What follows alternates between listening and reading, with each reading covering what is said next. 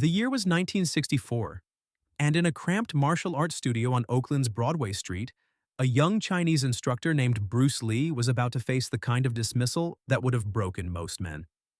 He stood 5 feet 7 inches tall, weighed 135 pounds, 23 years old, lean as rope, with eyes that seemed to calculate trajectories even when he smiled. His studio, the Junfan Gung Fu Institute, occupied the second floor of a building that smelled perpetually of old wood and liniment. Through the windows, you could hear the rumble of buses and the chatter of Chinatown below. Inside, the air carried the sharp tang of sweat and the softer note of incense burning at a small altar in the corner. Bruce was teaching a private lesson when the door opened. The man who entered didn't knock, didn't wait for acknowledgement, just pushed through like he owned the threshold and everything beyond it. He was massive, 6'4", 280 pounds of professional wrestler bulk, shoulders that seemed to span doorways, hands like catcher's mitts. His name was Mike Stone, not the karate champion, a different one, a pro wrestler working the California circuit who'd heard whispers about some Chinese kid teaching real fighting downtown. He wore a sleeveless shirt that showed arms thick as most men's thighs, and his boots hit the wooden floor with the authority of someone accustomed to being the biggest thing in any room. Bruce's student, a young college kid named Jerry, stepped back instinctively, creating space the way smaller animals do when predators arrive. Bruce didn't step back. He set down the focus mitt he'd been holding and turned to face the doorway, his expression neutral, his posture relaxed in that particular way that only comes from absolute certainty. The wrestler looked around the studio, took in the modest space, the few students practicing forms in the corner, the wooden dummy with its worn, polished arms. His lips curved into something that wasn't quite a smile. "This is the famous Bruce Lee school?" His voice filled the room, loud, theatrical, calibrated for audiences. "This little place?" Bruce inclined his head slightly. When he spoke, his voice was quiet, accented with the particular musical quality of Cantonese layered over English, each word chosen with precision. "Can I help you?" The wrestler walked further in, floorboards creaking under his weight. He moved like someone doing a performance, aware of his own physical presence, using it. "I heard you teach fighting here. Real fighting, not that forms and kata stuff. That true?" "I teach martial arts," Bruce said. "The science of combat." "Science." The wrestler chuckled, a sound that came from deep in his chest. "That's a fancy word for it." He stopped about 10 feet from Bruce, looking down at him. The height difference was dramatic. More than 9 inches, 145 pounds, the kind of disparity that made the outcome of any physical confrontation seem predetermined. "I've been fighting my whole life," the wrestler continued. "Real fighting, in the ring, against men who know how to hurt people. And I gotta tell you, friend," he gestured at Bruce's frame, his slim build, his lack of obvious muscle mass. "You look like a strong wind would knock you over. How's a guy your size supposed to teach someone like me anything about fighting?" The students in the corner had stopped practicing. The room felt suddenly smaller, the air heavier. Jerry, the college kid, had gone pale, his eyes darting between his teacher and the massive man who'd just challenged him. Bruce's expression didn't change. He didn't bristle, didn't puff up, didn't engage in the kind of chest-beating display that would have been expected. Instead, he tilted his head slightly as if genuinely considering the question. "Size matters," he said quietly. "In some contexts. But you came here for a reason. What are you really asking?" The wrestler's smile widened. "I'm asking if what I heard is true, that you're supposed to be some kind of master, that you can actually fight, not just teach." He crossed his arms, muscles bunching. "Because from where I'm standing, you look like someone I could pick up with one hand." There was cruelty in it, but also something else. Curiosity, maybe, or the kind of testing that insecure men do when they encounter something they don't understand. The wrestler had built his identity on being the biggest, the strongest, the most physically imposing. And here was this slight Chinese man, claiming mastery in the very domain where size should matter most. Bruce was silent for a moment. Around them, the studio seemed to hold its breath. The incense smoke curled lazily toward the ceiling. Outside, a car horn blared, then faded. "Would you like to see?" Bruce asked. The question was simple, delivered without bravado or threat. Just an offer. The wrestler laughed again, louder this time. See what? You going to show me some fancy kicks, some movie kung fu?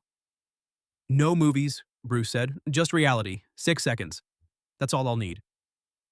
The number hung in the air. 6 seconds. Such a specific, impossibly brief span of time. The kind of claim that sounded like arrogance or delusion. The wrestler's eyes narrowed. He'd been challenged before, but never like this. Never with such quiet certainty by someone who looked like they should be apologizing for existing in his presence. 6 seconds, he repeated. To do what? To show you why size isn't what you think it is, Bruce said. To demonstrate the difference between strength and power, between muscle and speed, between thinking you know how to fight and actually understanding combat. The wrestler uncrossed his arms. Something shifted in his posture, a subtle tensing, the kind of physical readiness that comes before violence. You're saying you could take me in 6 seconds? I'm saying I could show you something that would change how you see fighting, Bruce replied. 6 seconds of education. Then you decide what happens next. There was no backing down now. The challenge had been issued and received. Jerry stood frozen by the wall, his heart hammering. The other students had formed a loose half circle far enough back to be out of the way, close enough to witness. The wrestler looked at Bruce for a long moment, sizing him up, doing the calculation every fighter does: reach, weight, speed, experience. The math seemed impossibly tilted in his favor. All right, he said finally. 6 seconds. Show me. Bruce nodded once. Come at me, he said. However you want. Use your size, your strength, whatever you think gives you the advantage. Try to hurt me. The wrestler didn't hesitate. He came in fast for a man his size, covering the distance between them in 2 massive steps, his right arm swinging in a hook that carried the full weight of his body behind it. A punch that had ended fights in rings across California, that had put men on canvas and kept them there. What happened in the next 6 seconds would be dissected later, analyzed, debated. But in the moment, it was pure fluid motion, so fast that eyes struggled to parse the sequence. Bruce didn't retreat. He moved forward inside the arc of the punch, his left hand rising to intercept the wrestler's forearm, redirecting the massive force laterally while his body shifted at an angle. The punch sailed past, hitting nothing but air, and suddenly Bruce was pressed close to the wrestler's body, inside his reach, where size became a disadvantage. The wrestler tried to grab, to use his bulk to bear down, but Bruce's right hand had already snapped out, not a full punch, just a controlled strike to the solar plexus, delivered with a snapping whip-like motion that made an audible thwop on impact. The wrestler's breath exploded out of him. His eyes went wide. Bruce flowed around him like water, his left foot hooking behind the massive man's ankle, while his hands applied pressure at 2 points, shoulder and hip, leveraging physics rather than opposing force with force. The wrestler went down, not violently, not slammed, but controlled, inexorable, the way a building settles when its foundation shifts. 280 pounds of professional athlete dropped to the wooden floor with a crash that rattled the windows. Before he could process what had happened, Bruce's knee was resting lightly against his throat. Not crushing, not choking, just present. A promise of what could happen if this were real. The entire sequence, from the wrestler's first step to him, staring up at the ceiling with Bruce's knee at his windpipe, had taken 6 seconds, maybe 5. Bruce held the position for one more breath, then stepped back, offering his hand. The studio was utterly silent. The kind of silence that follows, miracles or disasters when reality has shifted and minds are scrambling to recategorize what they've witnessed. The wrestler lay there for a moment, still trying to understand how he'd gone from dominant to dominated in less time than it took to sneeze. His throat worked, his chest heaving, not from exertion but from the sudden shock of vulnerability. Bruce's hand remained extended. Patient. The offer genuine. Finally, the wrestler reached up. His massive hand engulfed Bruce's smaller one, and Bruce pulled, helping lever him to his feet. The wrestler swayed slightly, one hand going to his solar plexus where the strike had landed, still trying to process the lingering ache that radiated through his core. What? He started, then stopped. His voice had changed, smaller, uncertain. What the hell was that? Bruce stepped back, giving him space. That was economy of motion, he said. Precision, speed, understanding leverage and human anatomy. You came at me with everything you had, your size, your strength, your aggression. And it meant nothing because you didn't understand the principles of combat. The wrestler shook his head, not in denial, but in genuine confusion. I've been in fights, hundreds of them. You've been in contests of strength, Bruce corrected gently. Performances. Scripted or not, they follow rules, expectations. You've trained your body to be powerful, and it is. But you've never learned how power actually works. How to generate it from structure rather than mass. How to deliver it efficiently. How to defend against someone who understands physics better than you do. The wrestler touched his throat, then his solar plexus again. That strike. That wasn't, I've been hit harder. But nothing ever felt like that. Because it wasn't about hitting hard, Bruce said. It was about hitting right. The solar plexus, the celiac plexus, is a cluster of nerves. Strike it properly and you don't need power, you need precision. The body does the rest. He paused. When I took you down, I didn't overcome your weight. I used it. Made gravity work for me instead of against me. The wrestler was staring at him now with an expression that Jerry would later describe as like someone meeting aliens. Everything he'd believed about fighting, about his own dominance, about what made someone dangerous had just been inverted. I came here to prove you were a fraud, he said quietly. Some Chinese mystic selling snake oil to people who don't know better. I know, Bruce said. That's why I gave you 6 seconds, to show you that what I teach isn't mysticism or movie magic. It's science, biology, physics applied to combat. You wanted proof. I gave it to you. The silence stretched. The other students remained frozen, witnesses to a transformation that was still unfolding. Then the wrestler did something unexpected. He bowed. Not a formal martial arts bow, he didn't know how, but a genuine inclination. Of his head, an acknowledgement of something greater than himself. Could you teach me that? He asked. Not the mystical stuff, but what you just did. The real thing. Bruce studied him. The request was earnest, stripped of the earlier bravado and posturing. The man had walked in armored in certainty and walked out naked in confusion, and now he was asking for something that required humility to receive. That depends, Bruce said. Are you willing to unlearn? Everything you think you know about fighting, about strength, about dominance, it's in your way right now. It's armor that's become a cage. To learn what I teach, you'd have to take it off. Start over. Can you do that? The wrestler, this massive man who'd built his life on being the biggest presence in every room, nodded slowly. I think I have to, he said. After what I just saw, I can't pretend anymore that I know what I'm doing. Bruce's expression softened, the neutrality giving way to something warmer. That's the first real technique I've taught you today, he said. Knowing what you don't know. Being willing to be small again so you can grow into something real. He walked to a small desk in the corner, pulled out a schedule, wrote something down. Classes are Tuesday and Thursday evenings, Saturday mornings. You're welcome to join. But understand, this isn't a gym where you get stronger. This is a laboratory where you become more efficient, more aware, more yourself but refined. The wrestler took the paper, looking at it like it was a treasure map. Mike Stone, he said, offering his hand again. Sorry for all of that. At the door. Bruce shook it. Bruce Lee. And don't apologize for testing. That's how you learn what's real. You just have to be willing to accept the results. Mike left 20 minutes later, walking differently than he'd entered. Slower. More thoughtful.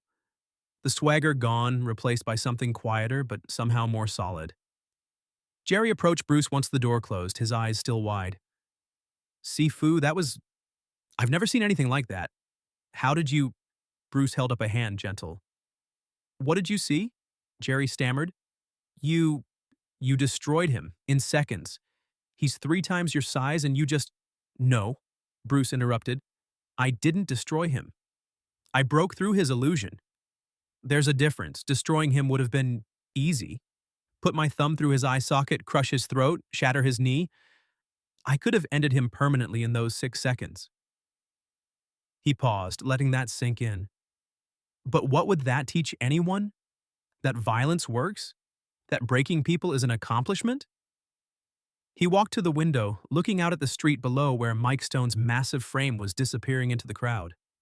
That man came here with a question he didn't know he was asking. Not, can you fight? But, is everything I've built my life on real?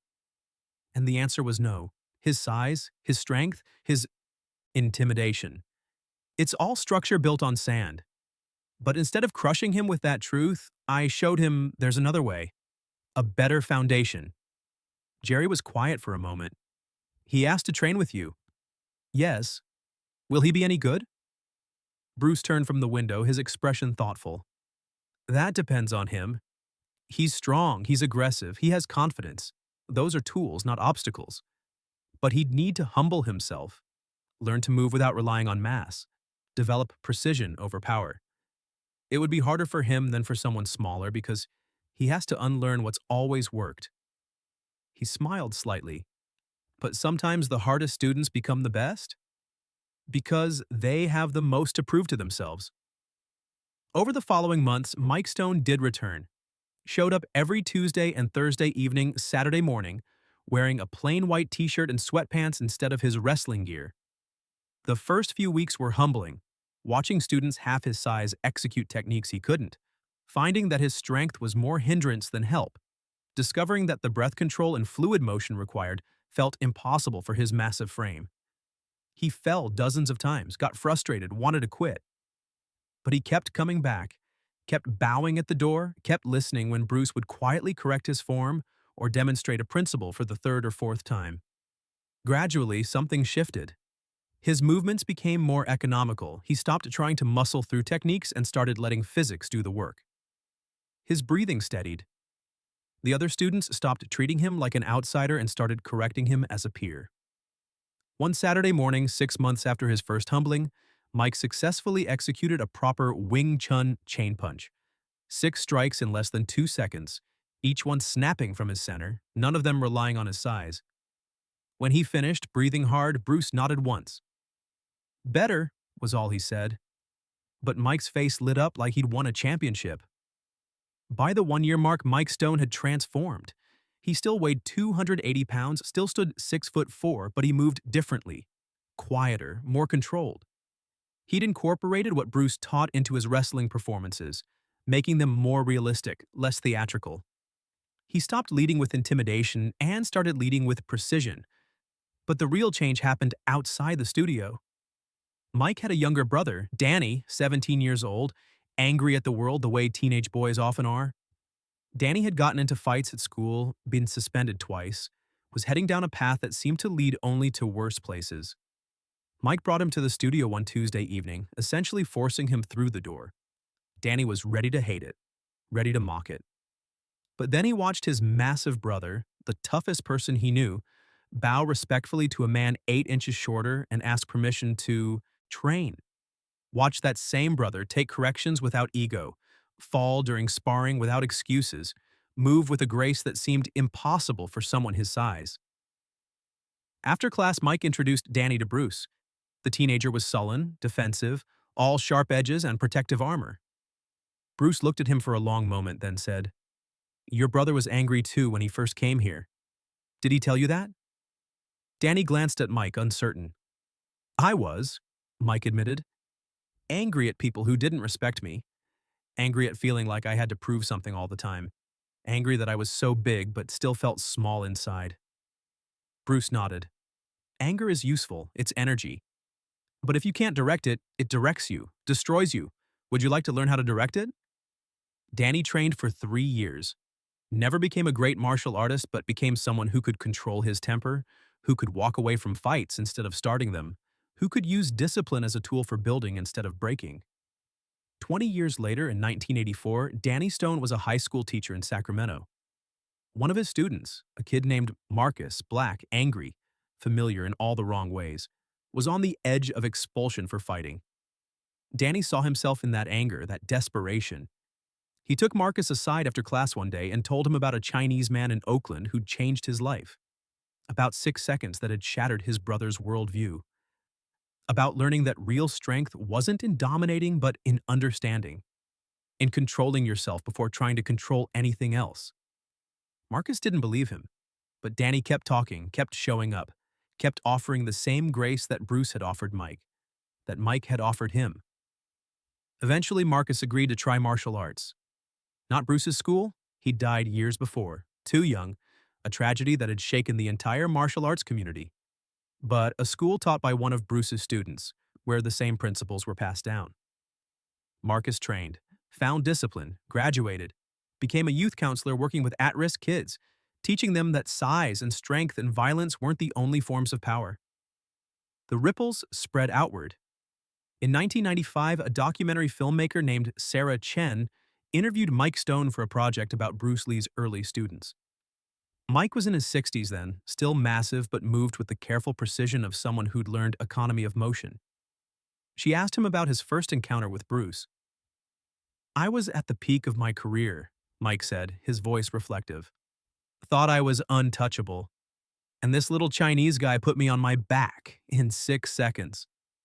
He shook his head. "But that's not what changed me. Lots of people could have beaten me if they wanted to prove a point. What changed me was that he didn't want to prove a point. He wanted to teach me. After he dropped me, he offered his hand, offered to build me back up into something better." Sarah leaned forward. "That seems significant. Why?" "Because breaking someone is easy," Mike said. "You know what's hard? Seeing potential in someone who just disrespected you. Offering them grace they didn't earn. Teaching them when you could have destroyed them." He looked directly at the camera. "That's what Bruce did. And it's what his teaching created. This chain of people who learned that real mastery isn't about domination. It's about elevation. You defeat someone to show them a better way, not to prove you're better." The documentary aired in 1996.